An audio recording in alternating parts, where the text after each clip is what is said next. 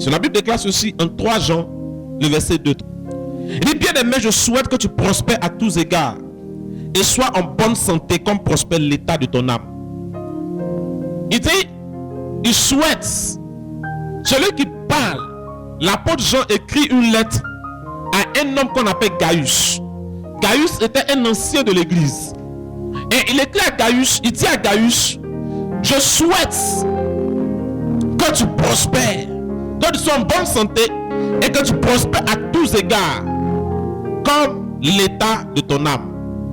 Tout le monde reconnaissait Gaius comme un bon chrétien. On reconnaissait Gaius comme quelqu'un qui aime Dieu, quelqu'un qui est attaché au Seigneur. Mais est-ce que Gaius, qui était attaché au Seigneur, avait la bénédiction qui partait avec? Alors l'apôtre Jean dit à Gaius, mon désir pour toi, c'est que tu ne sois pas seulement élevé dans le spirituel, mais que l'élévation que tu as dans le spirituel puisse se voir aussi dans ta vie matérielle. Alors cette parole m'a mené à réfléchir. Dans la pensée de Dieu, il désire notre bénédiction. Mais il y a des étapes qui conduisent à la bénédiction. Quelles sont les étapes qui conduisent à la bénédiction? D'abord, c'est quoi la bénédiction? La bénédiction vient du latin benedicere. Ça veut simplement dire du bien. La bénédiction, c'est l'action de bénir. En d'autres termes, la bénédiction est une parole prédisant de bonnes choses sur une personne. Maintenant, vous devez comprendre que parlant de la bénédiction, elle n'est pas d'abord matérielle. La bénédiction, c'est d'abord une parole. Tandis que quelqu'un est béni, ce n'est pas parce que tu as eu l'argent qu'on dit que tu es béni. Ce n'est pas que parce que tu as eu aujourd'hui une voiture que tu es béni. Ce n'est pas parce qu'aujourd'hui tu t'es marié que tu es béni. Non.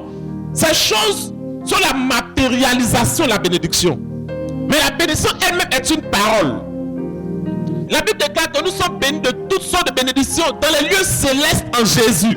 Donc ça veut dire que toute personne qui a reçu Jésus comme Seigneur et Sauveur personnel est bénie. Maintenant, comment se fait-il que tu es béni dans le ciel et puis tu es bizarre sur la terre?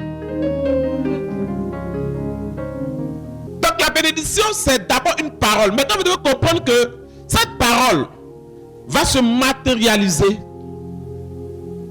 par la prospérité, va se matérialiser par le travail, va se manifester par le mariage.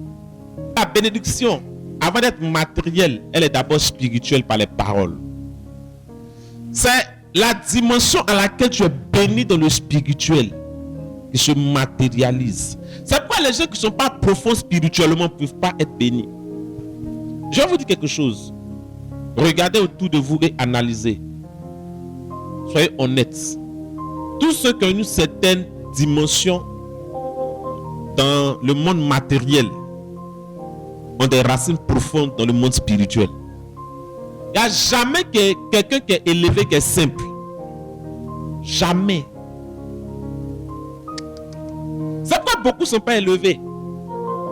Parce que l'élévation dans le monde matériel est soutenue par l'élévation dans le monde spirituel.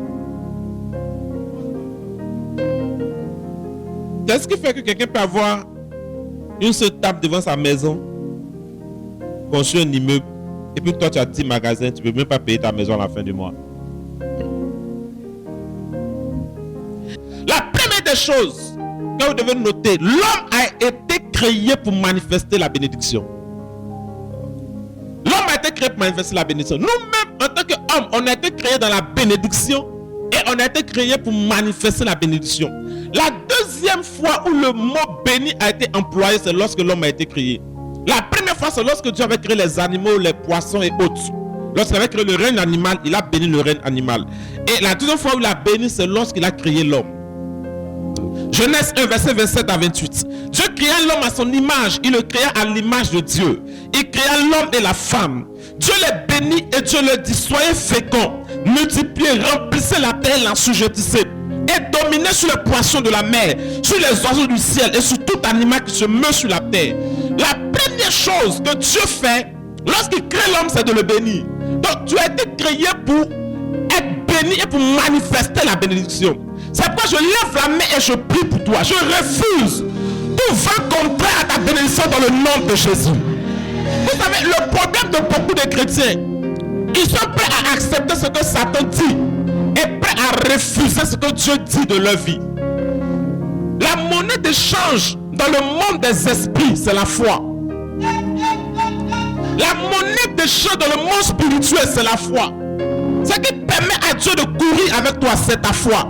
À quel niveau est ta foi? Dieu va courir avec toi. Dieu t'a créé pour que... Lorsqu'il a créé l'homme, il n'a pas prononcé de malédiction. Lorsqu'il a créé l'homme, il n'a prononcé uniquement que des paroles de bénédiction. La parole de bénédiction a été prononcée avant que Adam ne pêche. Donc ce n'est pas le péché d'Adam qui va venir annuler la parole de Dieu. Et laissez-moi vous dire que le péché d'Adam dans le jardin n'a pas annulé les paroles de Dieu. Jamais. C'est pourquoi je vais te dire quelque chose qui peut-être va te choquer. Tu penses que Dieu te bénit à cause de ta sainteté. Non, Dieu ne te bénit pas à cause de ta sainteté. Dieu te bénit parce qu'il a promis de te bénir. Lorsqu'il t'a créé, il a décidé de te bénir. Si vous voulez regarder ta sainteté, personne n'allait pouvoir se lever.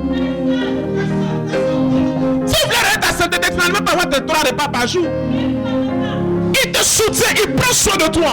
Il pourvoit à tes besoins. Parce que le jour où tu as crié, il a prononcé les paroles de bénédiction. Dieu est lié à sa parole. Dieu ne se dédie pas. Il dit n'est pas un homme pour mentir, ni le fils d'un homme pour se repentir. C'est que sa bouche dit, sa main l'accomplit.